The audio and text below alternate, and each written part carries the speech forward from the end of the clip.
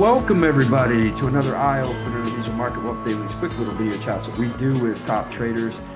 I am very glad to have Blane Markham here with us because there's so much going on right now, and I feel like we are really at a critical turning point with the markets. There's so many outside factors influencing these markets right now. I want to get his take on what's going on. So I hope that everybody else is dialed in. They got their pen and paper ready to take notes. If you have comments, chime in. Let us hear what you're thinking. I'm going to open this up right now for the comments so that you guys can chat, use the chat box and let us know what you're thinking, what questions you have. We want to hear about it. This is not just Blane and I talking to each other. We want you guys to be involved. So definitely do that. Blane, thanks for jumping on. I know you've got a lot going on, so your time is incredibly valuable. So I appreciate you being here. Yeah, absolutely. Well, thanks for having me, John, and good Monday morning to everybody watching. Thanks for being here live with us. Certainly an interesting Monday, to be looking and trading the markets.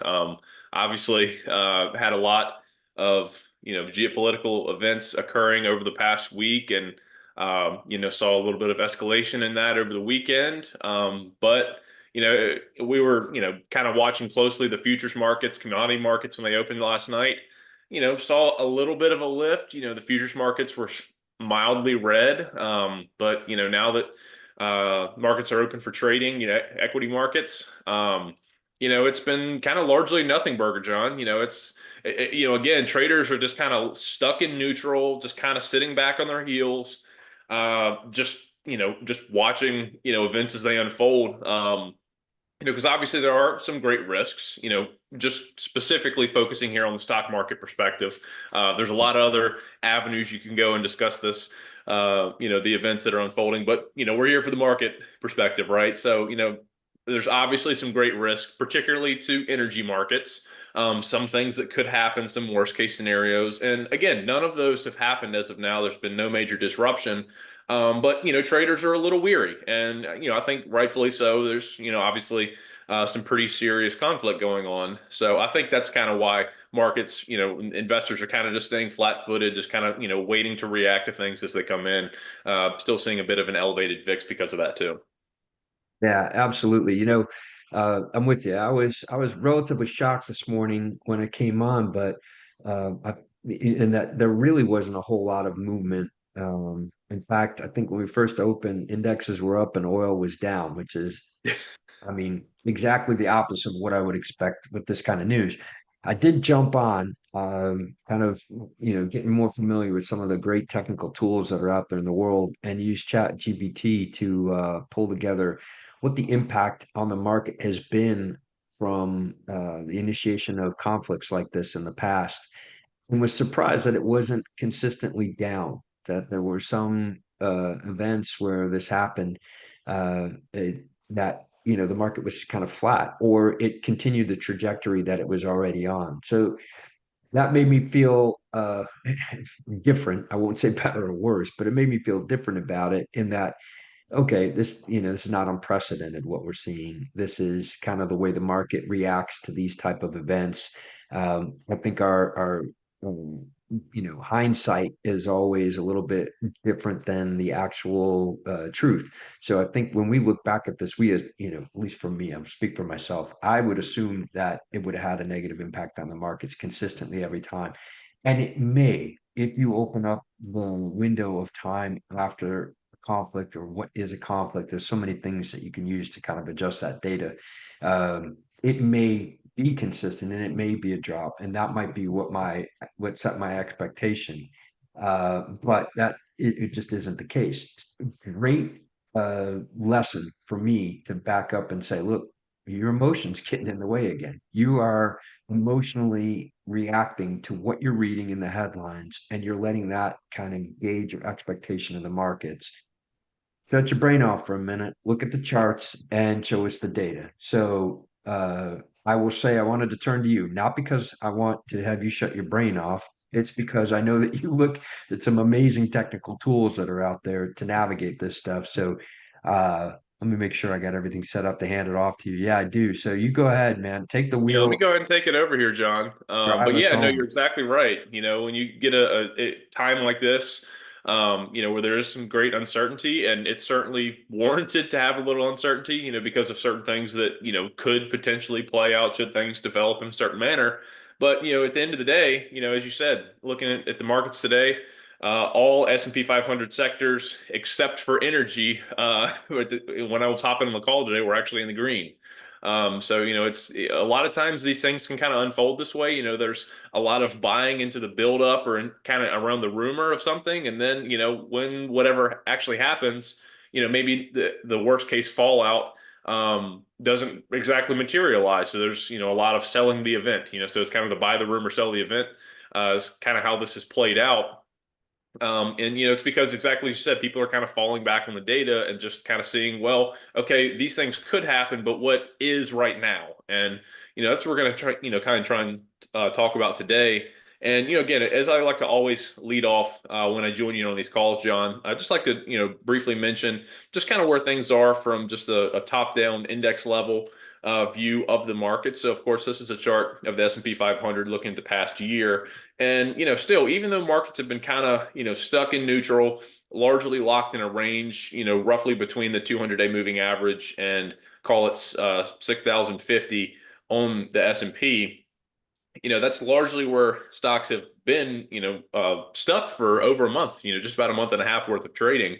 But we're still consistently seeing a nice bullish trend. It's still constructive, even though there has been a little bit of a tail off momentum, over the past couple of weeks, which again, we fully expected, given that stocks had rallied, somewhere, around, I think it was 24, 25% or so, in about a month's time, a little over a month's time. So, a little bit of a slowdown, a little bit of a digestion period was certainly warranted, but we're far from having that bullish trend broken. This underlying bullish trend that has really developed in the past 2 months is still very much intact. We still, even as I was saying, as momentum has, kind of trailed off in the past couple of weeks, we haven't made a new short-term lower low. This low right here where we went back down and retested the 200-day moving average, about 3 or 4 weeks ago. We still that low is still there, so we're still making a nice series of higher highs and higher lows.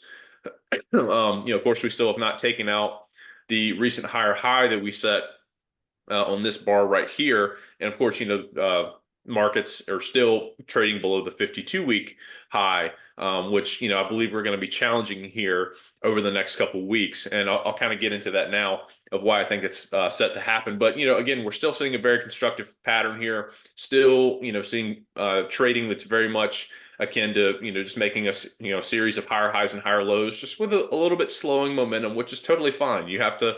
It's very normal in a bullish uptrend, after a massive expansionary move like we saw, to see a little bit of that slow down. But, one thing I'm seeing here, John, we kind of touched on this last week, and I'm somewhat surprised that we haven't heard more about this in financial news or, from other analysts, research firms, whatever.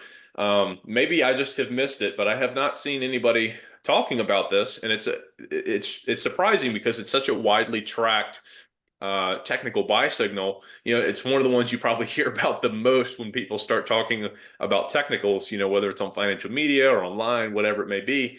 But looking at the S&P 500 here, we're setting up in the next week to week and a half, most likely, to be getting a new golden cross buy signal in the S&P 500. And we mentioned this last week, John. For those of you, if you're unfamiliar with this term, this is simply talking about our 50-day moving average, which is our red line right here, crossing above our green line right here, which is our longer-term 200-day moving average. This is a very widely tracked technical buy signal, and it is so because it has a very strong track record of predicting nice outperformance in the market to follow.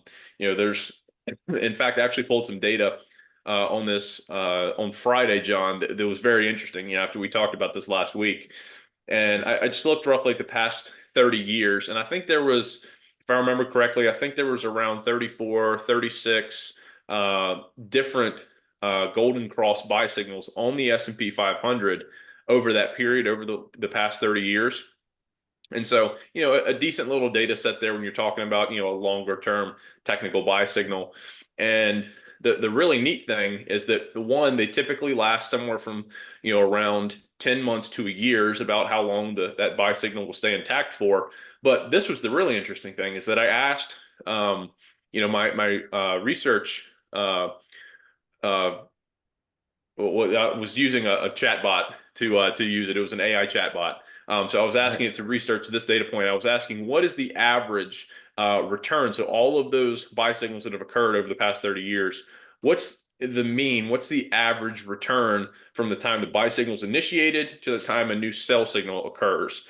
And the average return after one of these golden crosses occurs over the past 30 years was about 20% gain on the S&P 500. Of course, there's years where it's slightly lower, some years where it's slightly higher.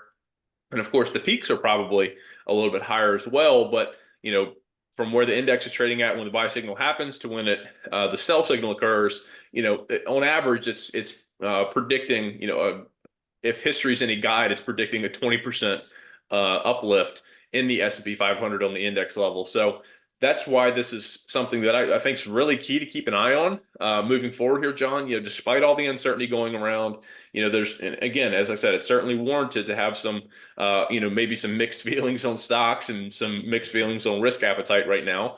But this has been a very historically accurate buy signal for predicting large bullish up legs in the S&P 500. And again, I ran some data just trying to see roughly when this buy signal would likely trigger. And of course, it's all going to be dependent on where the index closes over the next week to 2 weeks, where the actual closing prices are for the day.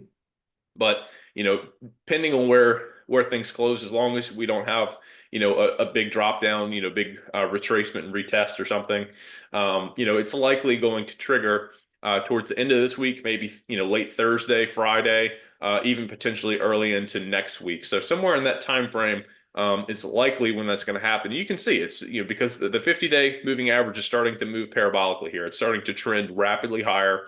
And of course, we're not seeing that in the 200-day. It's starting to slope up, but it's a longer term average, so it reacts much slower. So Right. we're certainly watching for that one, John.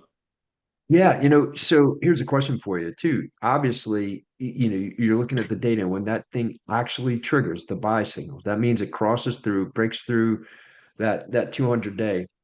It's an incredibly reliable signal. I'd be interested in how it reacts when it fails. So if it gets close to that, because it's once it's through, it's support, but before that, it's resistance, right? So it's trying to break through that, and that can be a key point.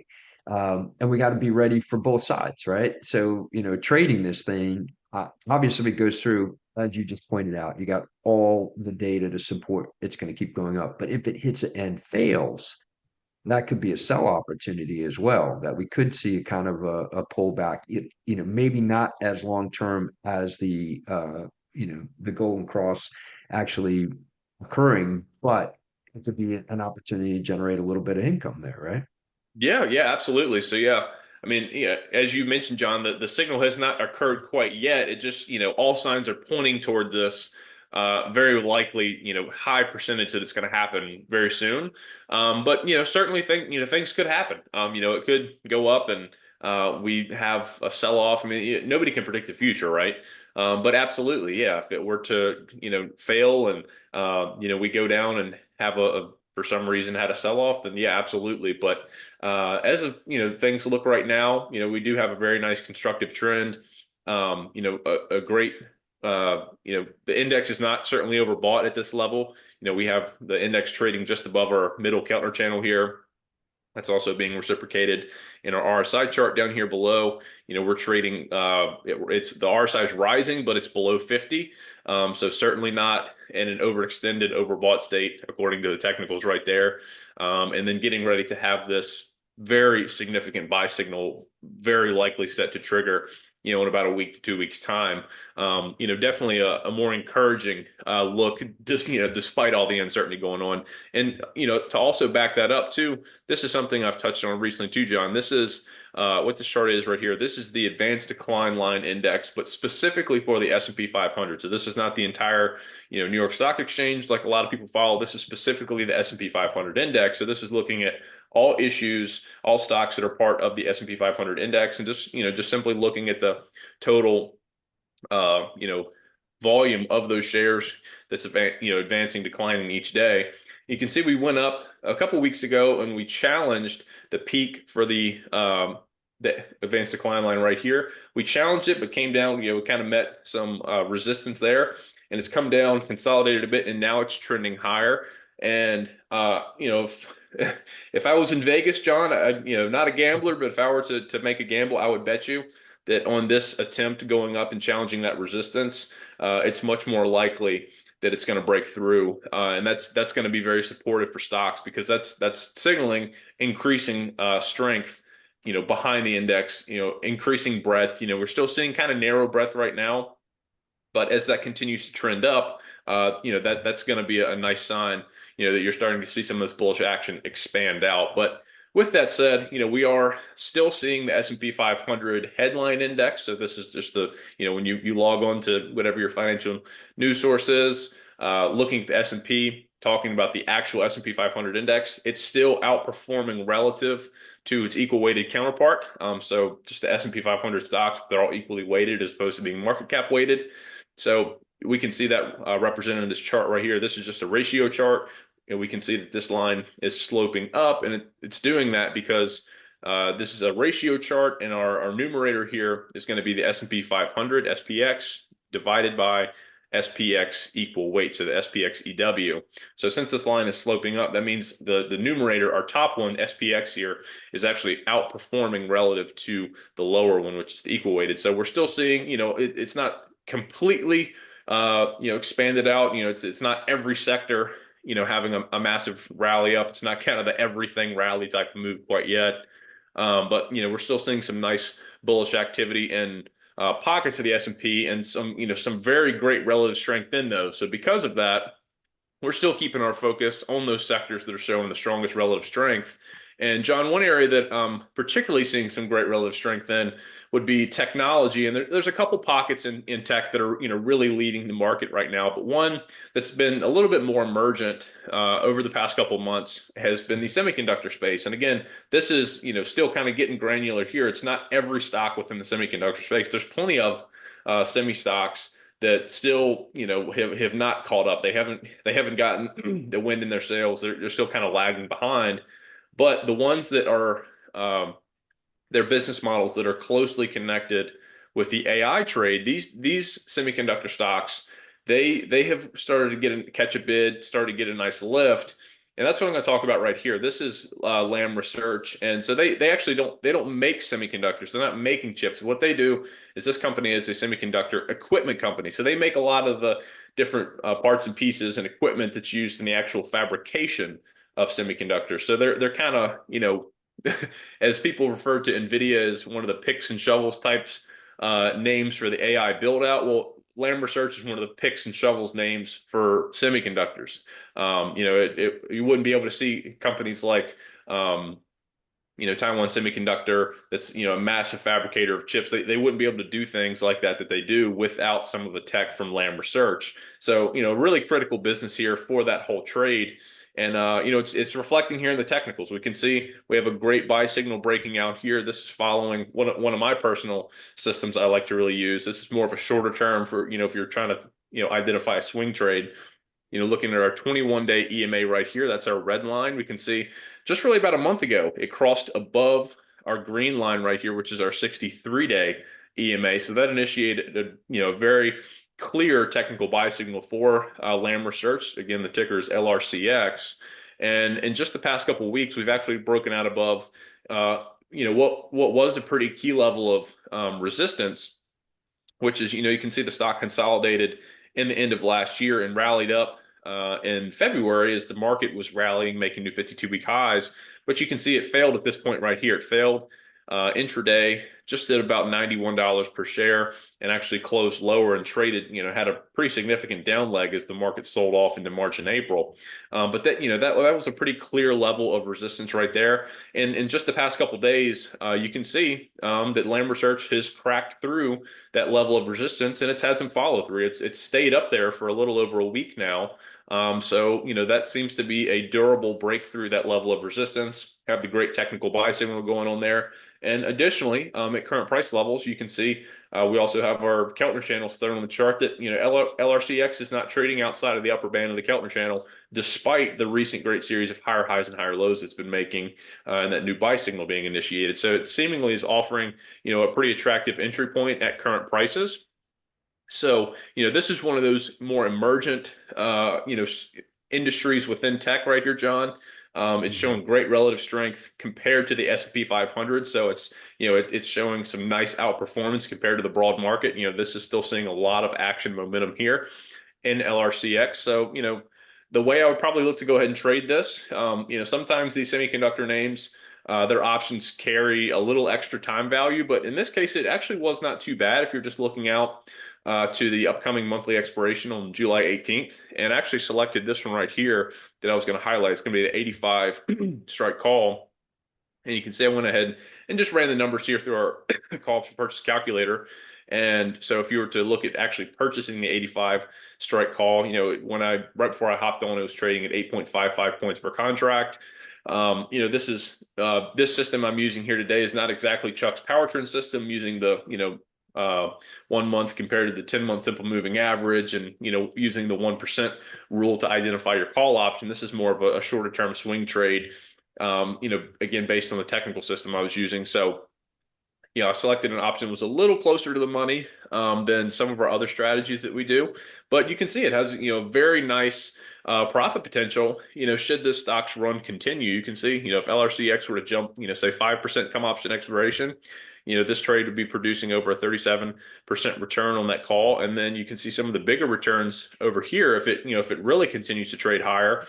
Say for example, LRCX were to increase by 10% come option expiration, you can see again right here, then this 85 strike call would be sitting on a 91.3% return. So, a pretty nice risk to reward there. Some really nice upside potential for this call option on LRCX. Right. Yeah, no, that is a great find in there. All the technicals really line up nicely for that. Good way to spot that sector that's got the potential, and then drill down into the actual ticker that's going to have the best chance of succeeding within that sector. That's incredibly helpful. Definitely breath of fresh air in terms of everything that we've been looking at this morning. It just seems chaotic and crazy. That seems very logical, very probable. Those are the those are the words I like to use looking for income trades, logical and probable. And they've been harder and harder to find. So having somebody like you crawl through this and weed those out for us is incredibly, incredibly helpful. Yeah, well, yeah, I appreciate it, and glad that you found the walkthrough pretty logical, and yeah, that's what we're all about here. With our technical systems, we're looking to, not just pick ideas out of thin air. We're looking to try and follow the data, follow the technicals, and we're not going into it with some preconceived notion of like, oh, I want this trade to work. We pull up the charts, we look at what they're saying, and we take what they're saying, and we go from there. And so, as I kind of walked you through with LRCX, there's a lot to like from a technical perspective. And Right. that's largely what we're chasing, and what we're after, using these strategies and trying to identify pockets of opportunity out there. And so, John, were we going to talk about my WPO today? Yeah, absolutely.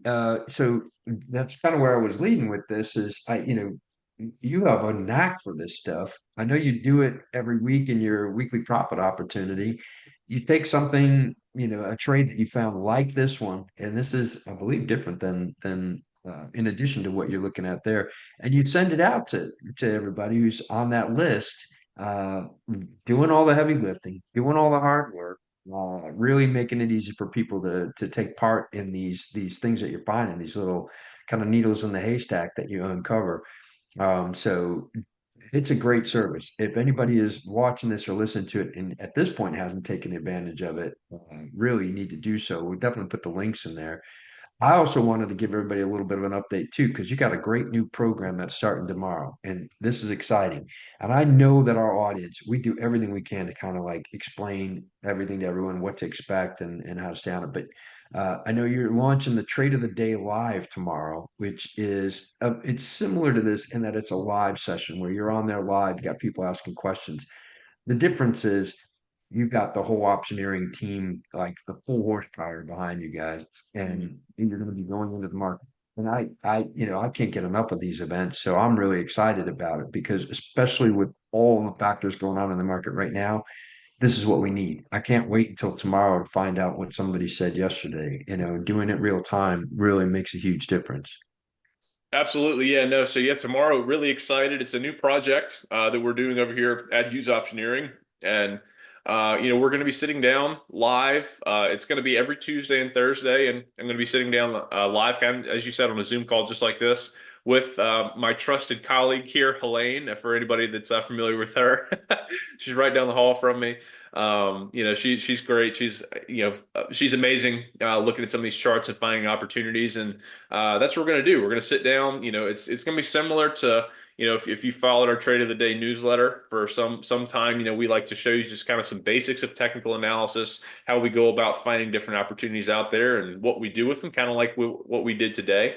But it's going to be Helene and I talking about that. Just kind of going back and forth, pretty casual, talking about the markets, what we see, what's, maybe some things that's kind of on the horizon for us. So it should be a great time. So yeah, would love to have you bring your cup of coffee tomorrow morning, and I would love There you to have go. you join us. Yeah, it'd be great to. I think the biggest difference is now you'll have, you won't be carrying the dead weight of somebody like me asking all these questions. And, I like to think I bring the perspective of a relatively, newbie trader. Even though I've been in this business for a long time, I'm a little slow on the pickup, but you're gonna have like the sharpest tools in the shed, both of you guys sitting there kind of walking through all this stuff and unveiling everything. Don't So sell that'll be yourself really short there, John. You're the senior elder Jedi master over there. So don't sell yourself oh short. yeah, there. We'll go. Thank you for the compliment. I'll accept that nicely. I don't know if I agree, but I'll accept it nicely, and we'll get going. Well, I'm going to put links to this stuff in the email that we do to send out the replay. So if you see this, you're probably already seen that email. Scroll down a little bit. You'll access all this stuff, the weekly profit opportunity. We'll get you links to tomorrow's Trade of the Day live. And you and I are going to be back again Wednesday. So we're going to follow up on this trade specifically, see how it did. And they're just, again, there's so much going on right now. I'm very grateful for your time, Blaine. I hope everybody else is. And I want the audience, to feel comfortable coming back and joining us because we're going to keep looking at this and try to keep informing everybody on where the opportunities are. Yep, absolutely, 100%, and that's why I love to be able to sit down and do these sessions. I love to be able to share with folks what I'm seeing in the markets out there, and the things that I think are most crucial to kind of keep your eye on, what could be moving markets, and just what to expect. So, yeah, love to see folks back here, and hope everybody has a great rest of your week. And yeah, I'll see you either tomorrow or on Wednesday. So take care, everybody. Take care. Thank you all for joining us. Yep.